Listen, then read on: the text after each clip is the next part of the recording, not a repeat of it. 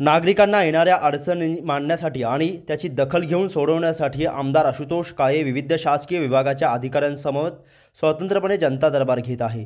त्या पार्श्वभूमीवर शुक्रवार दिनांक 28 फेब्रुवारी रोजी कोपरगाव तहसील कार्यालय येथे महावितरण, राज्य परिवहन महामंडळ, रेल्वे विभाग व पोलीस प्रशासन आदी विभागाच्या संदर्भात असलेल्या नागरिकांच्या समस्या सोडवण्यासाठी आमदार आशुतोष काळे यांनी जनता दरबार घेतला।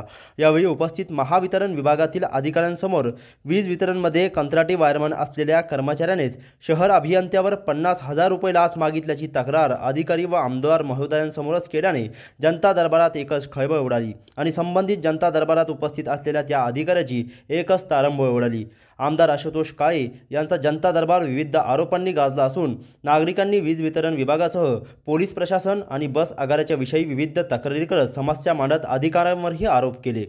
याबाबत अधिक माहिती अशी की कोपरगाव कृषी उत्पन्न बाजार समिती परिसरात बुद्ध विहारच्या मागील बाजूला राहणाऱ्या वृद्ध महिलेने आपल्या झोपडीवरील विजेच्या तारा व तेथील पोल हटवण्याची मागणी केली होती। पोल शिफ्ट करण्यासाठी संबंधित अभियंत्याने लाच मागितली असल्याचे सदर महिलेने तक्रार केल्यानंतर या महिलेचा महावितरण विभागात कंत्राटी वायरमन असलेल्या मुलानेही अभियंत्याने पैसे मागितल्याचे सांगितले। त्यामुळे जनता दरबारात एकच खळबळ उडाली। यावेळी आमदार आशुतोष काळे यांनी सदर अभियंता यांना नोटीस काढून सदर प्रकरणाची चौकशी करण्याचे आदेश वीज वितरण विभागाला दिले। या तक्रारी संदर्भात वीज वितरणच्या त्या अभियंत्याची प्रतिक्रिया घेतली असता सदर अभियंत्याने सांगितले की माझ्यावर केलेले आरोप हे खोटे असून वरिष्ठ अधिकारी व तालुक्याचे लोकप्रतिनिधी यांना याबाबत लेखी खुलासा करणार असल्याचे सांगितले। जर संबंधित विभागातील कर्मचाऱ्याकडूनच अधिकारी पैसे मागत असतील असे आरोप त्या कर्मचाऱ्याने केले असेल तर तालुक्यातील सर्वसामान्य जनतेचे काय हाल असतील या घटनेवरून दिसून येत असल्याची चर्चा जनता दरबारामध्ये रंगली होती। माझ्या घरासमोरची मेन रोडची लाईन काढली, तिथं केबल टाकली। माझ्या घरावरची लाईन शब्द सांगा म्हणलं तसा मी पैसे लागले नाही तर होईल मला साहेब जे आहे ते साहेब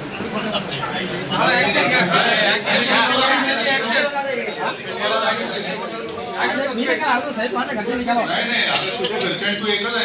मला माहितच नाही साहेब कधी अर्ज केला ते तुझी आणि माझी रोज भेट होते। तू मला काय सांगितलं साहेबांनी पैसे मागितले मी कसं काय म्हणणार का तिथे कसं बोलतोय तू मला काम करायचं साहेब मला काय आज माझे घरचे आले म्हणून मी बोललो साहेब नाही तुम्हाला लाईन शिफ्ट करायची ही गोष्ट ठीक आहे साहेब तुम्ही तू असा आरोप करशील योग्य नाही साहेब मी बोललो नाही आम्हाला पैसे मागणार साहेब मागितलं साहेब आणि तोही लाईनच काम करतोय तुम्ही लाईनच काढली ना माझ्या घराची तुम्ही नाही बघा हा दाब असू शकतो तुझा पण तो असं नाही साहेब दोनदा गाडी पाठवली दोनदा आरओडब्ल्यू आला आणि रिटर्न गेली काय मेंटेनन्स काय होती मेंटेनन्स साहेब साहेब मी ते काम करतात ते दोनदा त्याच्या जागेवर आले दोनदा काम करायचं या लाईन शिफ्टिंगचा विषय तो एकदा सांगितला साहेब साहेब असा विषय आहे की मेन रोडची तिथं कोणाच्या घरावरून लाईन नाही ती काढली जाते मग माझ्या घराचे काय काढलं जात नाही साहेब मला साहेब 4 वर्ष बोललो त्यांना मला बोललो साहेब मी त्यांना नेऊन दाखवलं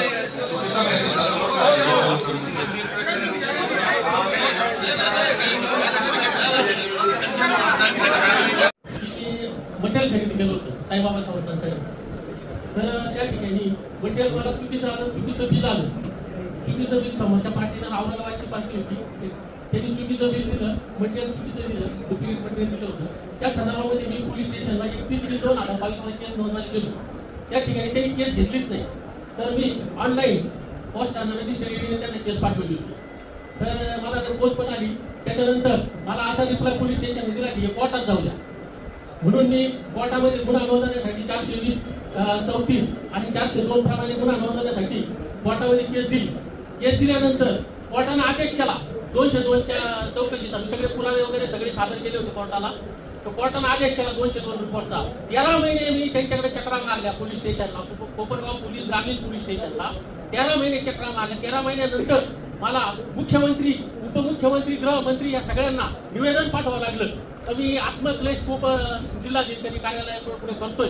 कोपरगाव पोलीस स्टेशन निष्क्रिय आहे अशा प्रकारचा मला त्या ठिकाणी गृहमंत्र्याला पाठवावं लागलं। त्या ठिकाणी मला अजितदादा पवारांचा फोन आला की आम्ही तुमची दखल घेतोय, पण पोलीस स्टेशननं माझी दखल घेतली नाही। पोलीस स्टेशननं मला आवाज सुद्धा दिला नाही साधा अजूनपर्यंत। कारण अधिकारण काढल्यावर माझं शेताने 204 घटनामारे आणि 42 अधिकारण काढलं तर माझ्या हद्दीत असताना अतिक्रमण काढले।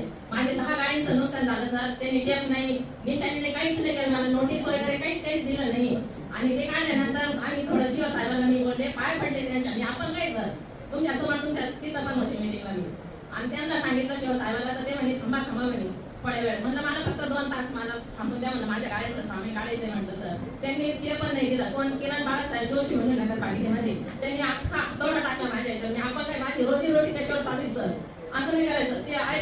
ते आहे सर आहे कोण, आता मला नाही माहिती कोण, मथुरे भगवान मथुरे म्हणून कोण साहेब आपल्या इथं. तर त्यांनी माझ्या मुलाला मारहाण केली, साहेब रोडवर पडलं ते सुद्धा, तर त्यांनी धरलं सुद्धा नाही कोणी. त्यांनी असं नव्हतं करायला पाहिजे, मला सांगायला पाहिजे नव्हतं का वाढलेला आहे. त्याला काही प्रतिबंध करा. रामनंतर सोडवा. कारण काय होतं, मोटर हे सोडली का टेबल करतो, बॅटरी करतो. आमच्या शेतकऱ्यांना मोटर टाकायला काय पडत आणि मोटर राहत नाही, केबल राहत नाही, त्याला ट्रॅक्टर इलेक्ट्रिक नाही, मोटरसायकल सुरू झाली आमची. अशा आमच्या 100 सोडा घ्यायला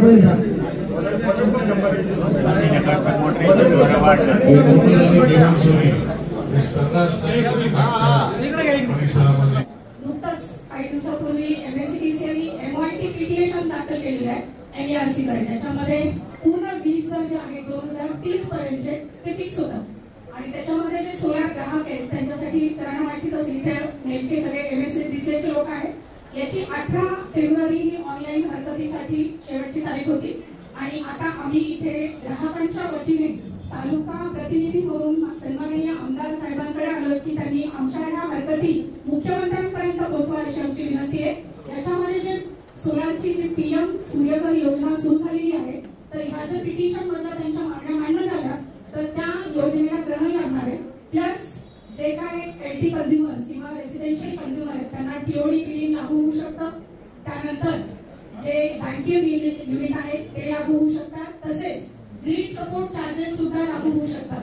तर हे सर्व आम्ही याच्यामध्ये नोंदवलेले आहे आणि हे आम्ही असोसिएशन प्लस काही ग्राहकांतर्फे तुम्हाला निवेदन देतोय सर. तुम्ही आम्ही माननीय मुख्यमंत्र्यांपर्यंत ही गोष्ट पोहोचवली ही विनंती.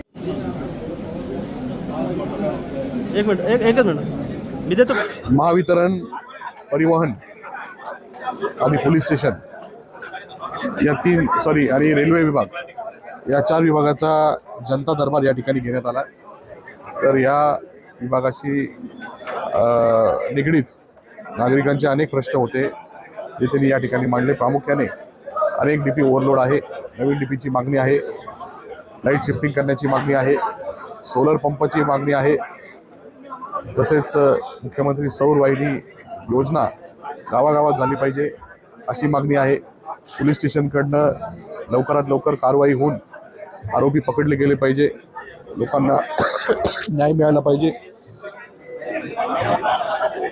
बसची व्यवस्था जास्त प्रमाणामध्ये झाली पाहिजे. अशा प्रकारच्या अनेक अडचणी या सर्व संबंधित विभागाच्या माध्यमातून लोकांना अपेक्षित आहे.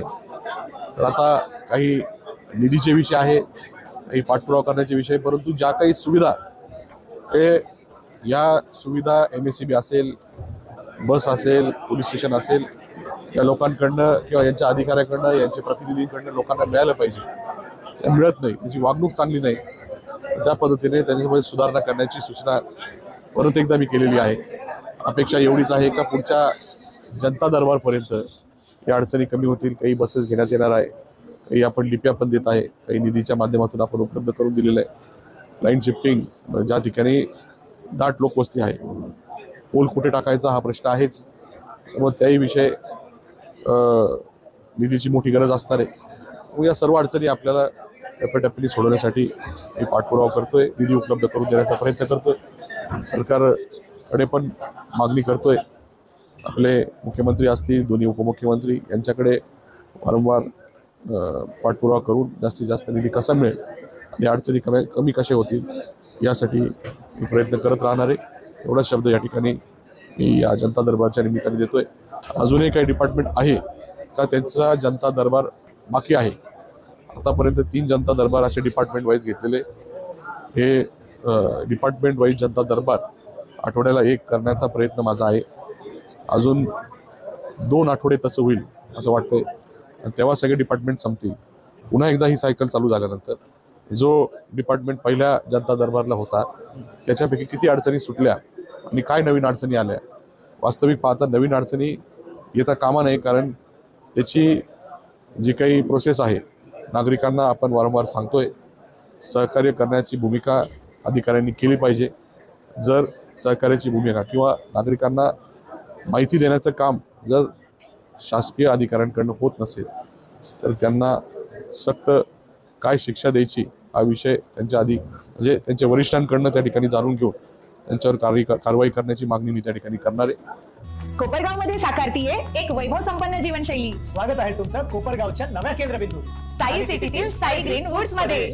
कोपरगावातला पहिला प्रोजेक्ट जिथे आहे तुमच्या कार्यक्रमांसाठी क्लब हाऊस, फिट आणि फाईन राहण्यासाठी जिम, लहान मुलांसाठी प्ले एरिया, सुरक्षेसाठी सीसीटीव्ही, 24 तास सिक्युरिटी आणि बरंच काही.